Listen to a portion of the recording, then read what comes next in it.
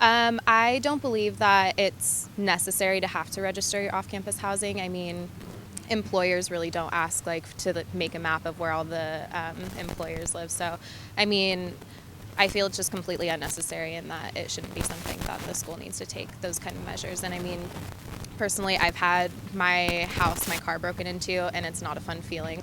I don't think we should have to register off-campus housing with Chapman just because it seems like an invasion of privacy, and I don't really want that to be public record.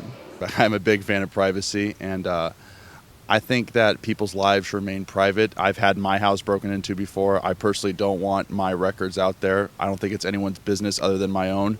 So, no, I don't think. I will always protect and agree that students' privacy is very vital and important. No, because it's their house. Like that, just because they go to school here, that doesn't mean that they should be required to tell the school exactly. Like, while yes, tell the school where you live, obviously, because it gets mailed to you and whatever. But it's still that's just a whole thing of that's your space. That's nothing that the school needs to keep a record of, and that's something that the community and the neighbors need to keep a record of. But yeah, it's just because I understand where the community's coming from with that. They want to know for party sakes and stuff, but that's something that they should communicate with their neighbors if they happen to know. Oh yes, they should know at that point that there's a college student living next to them. So that's something that they can communicate with them rather than bringing it up to the city and the school, because that just seems like a very childish thing to do.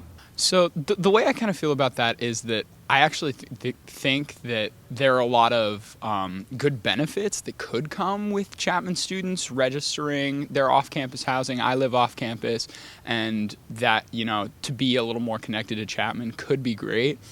But as a requirement, I feel like it, can't really be required. It is sort of an invasion of privacy for Chapman students. And B, it shouldn't really be necessary, because if you're living off campus, the bottom line is that you should have good communication lines with the people that live around you, and that really shouldn't make it necessary.